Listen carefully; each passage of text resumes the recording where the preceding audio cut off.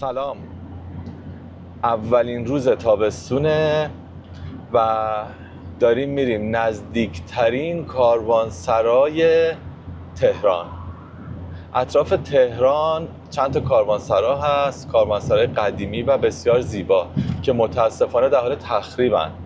یکیش این کاروانسرایی که داریم میریم تقریبا 70 کیلومتری تهرانه و بلوش 50 دقیقه اگه مثل من یواش رانندگی میکنید راهه. واقعا مسیر زیادی خاکی نداره برای رسیدن به کاروانسرا و نیاز به ماشین آفرود یا حالا اصطلاحاً ماشین شاسی بلند هم نداره و با همه سواری ها میشه رفت. این کاروانسرا جنوب تهران، تقریبا جنوب شرقی، البته تو تقسیم بندی استانی جزء استان قم، اما به تهران بسیار نزدیکه. حالا بریم با هم ببینیم. با اینکه این کاروانسرا تو فهرست آثار ملی ثبت شده ولی متاسفانه در دست تخریب هم هستش و داره از بین میره.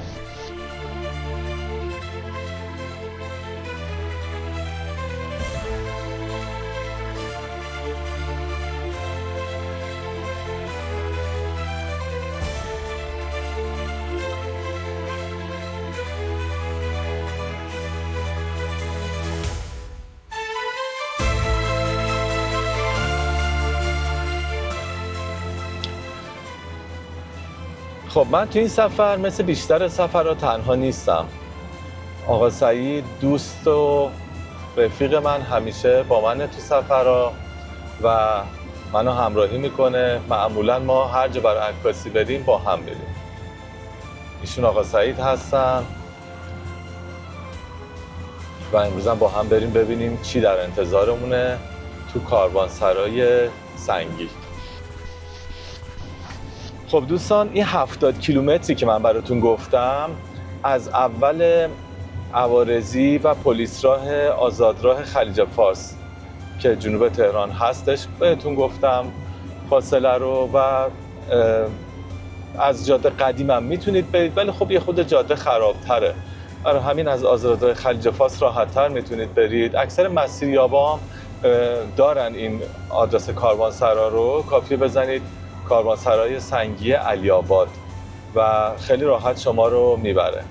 یک کاروانسرا هم دورتر از اینجا هستش که خیلی من عکساش دیدم بسیار زیبا بود ولی متاسفانه تو منطقه نظامی هست و ورود بهش ممنوعه. اسمشو پیدا میکنم تو نقشه بهتون نشون میدم. اونم چند تا عکس من دیدم از کسایی که موفق شدن برن. بسیار جای زیبا و دست نخورده هست چون ورود ممنوع هستش. اونجا هم بسیار جای قشنگیه.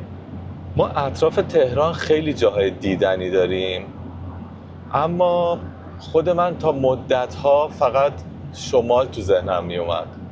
یعنی هر وقت که تعطیلات آخر هفته بود به شمال فکر می‌کردم و با توجه به ترافیک وحشتناکی هم که شمال داره سعی می‌کردم نرم سفر.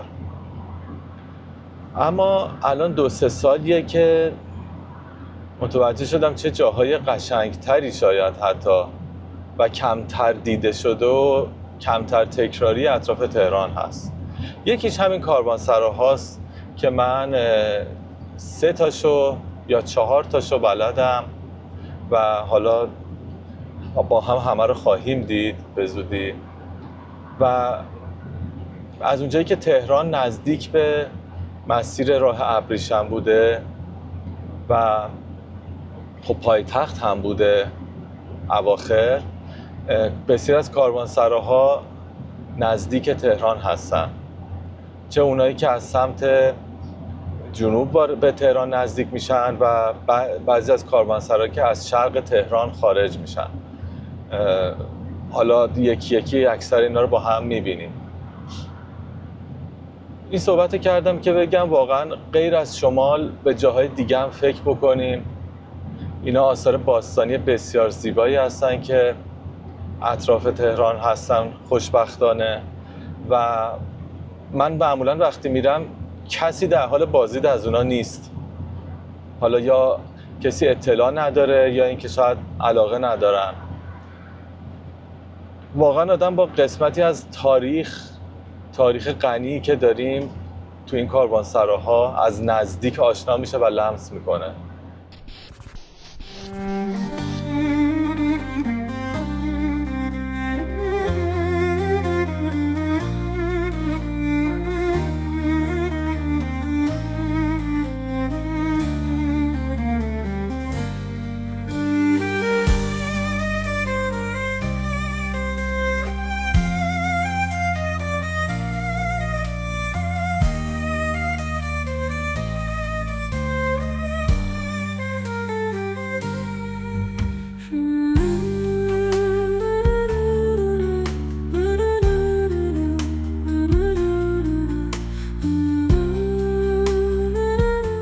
خب ما الان از جاده قدیم قم، اونجوری که حالا قبلا دیدین چند لحظه قبل، از آزادراه خلیج فارس خارج شدیم، اومدیم جاده قدیم قم و حالا باید وارد مسیر خاکی بشیم تقریبا 700-800 متر جلوتر.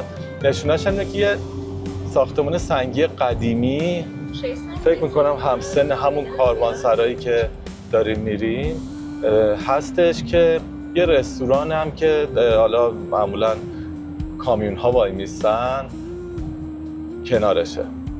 یه تابلو سبز رنگ هست، بذارم تابلو چی نوشته، فکر میکنم نشونه خوبی باشه.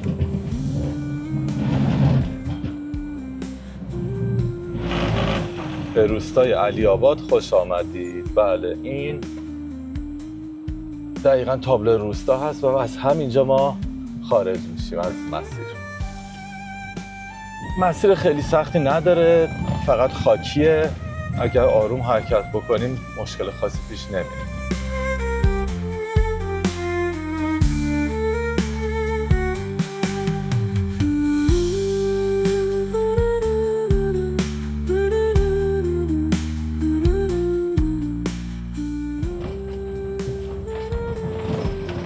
دوستان اون سفیدی که تو افق میبینید پشت کوها حوض سلطان هست، دریاچه نمکی که کنار آزادراه خلیج فارس هستش و اصطلاحاً بهش میگن حوض سلطان.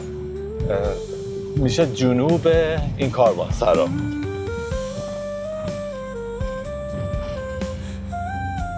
یه روستای خیلی کوچیکم به اسم روستای علی آباد کنار کاروانسرا که با چیزی که من متوجه شدم بیشتر دامداری اونجا انجام میدن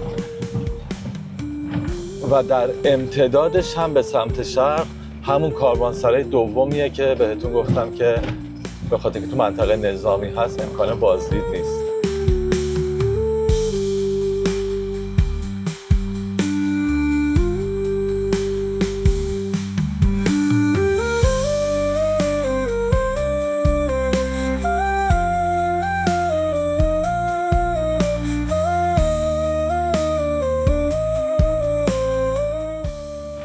این روستای علی آباد روستای خیلی کوچیکیه و کاروانسرا رو هم که داریم میبینیم سمت چپ روستا.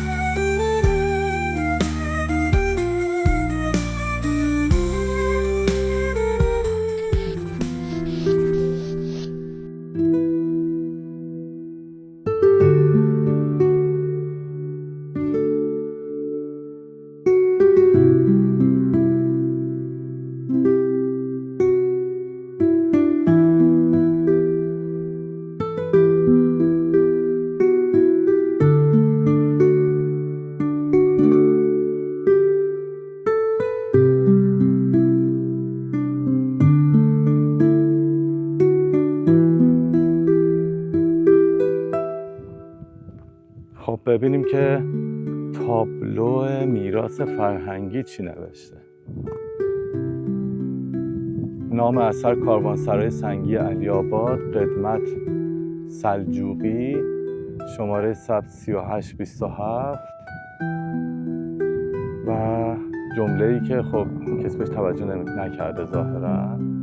هر گونه دخل و تصرف بدون مجوز پیگرد قانونی خواهد داشت. اینجا تقریبا دامداری شده و بعضی از قسمت‌ها رو در چسبوندن که حالا می‌بینیم جلوتر با هم و مثل انباری استفاده کردن. قسمت‌هایی معلومه که ترمیم شده، این قسمت‌هایی که رنگ روشن‌تر داره به نظر جدیدتره و اون قسمت‌های بالایی قدیمی‌تر به نظر میاد. خیلی جاها رو شکارچی‌های گنج کندن و البته خیلی هاش هم مرمت شده.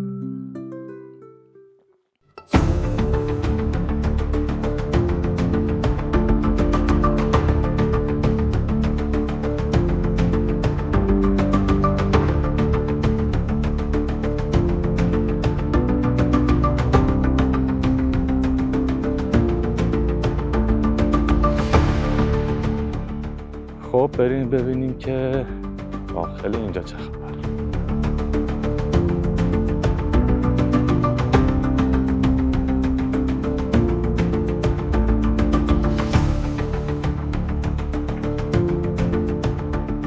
خب ببینید این اون قسمتایی که گفتم که تقریبا تبدیل به انباری شده متاسفانه.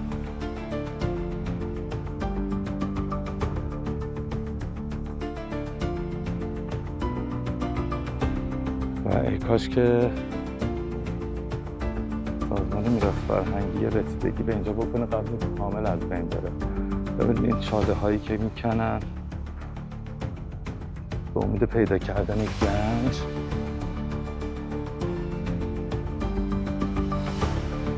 و همینجور رها میکنن. و اینا تو دیوارها چه از بیرون چه از داخل زیاد هست متاسفانه. محوطه داخلی هستش و دیوارهایی که متاسفانه در حال ریختنن، اما بازم قشنگی خودش داره.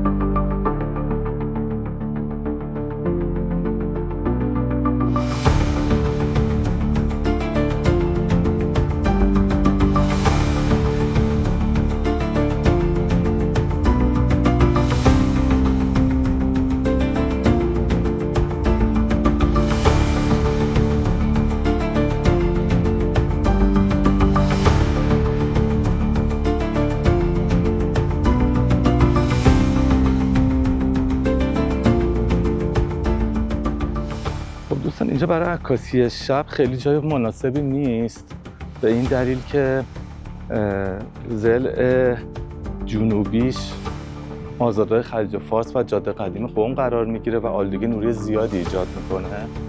اما برای عکاسی مثلا از این ماه با حالا خرابه های اینجا خیلی جای قشنگیه، ولی خب بیشتر تو روز به نظر من جذابیت داره تا شب.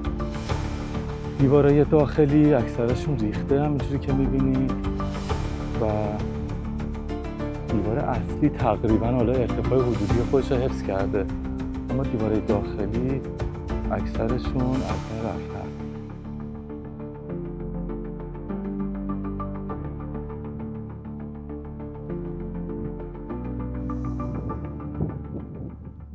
کاروانسرای کوچیکی هستش به نسبت کاروانسرای دیگه‌ای که ما تو ایران داریم. روبروی درب ورودی که اینجور که حتما متوجه شدید هم یه در ورودی هم داره، منظره قشنگی از دریچه نمک همون حوض سلطان هستش.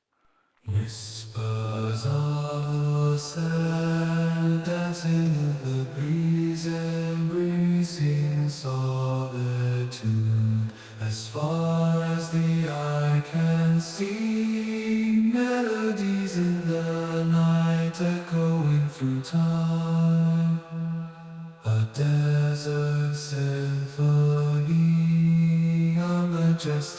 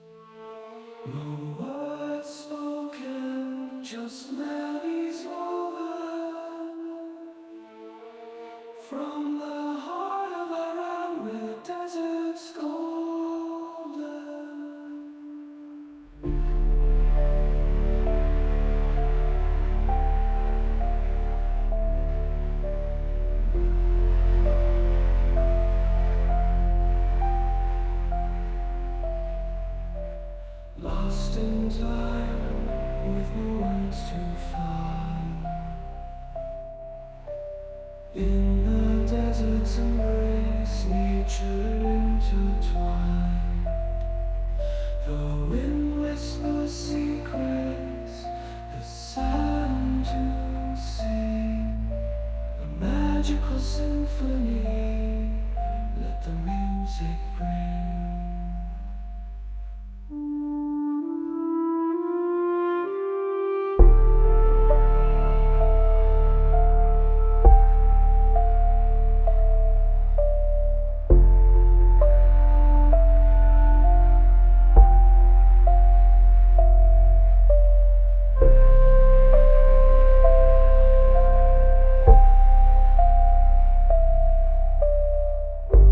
خب دوستان، خیلی ممنون که با من بودین.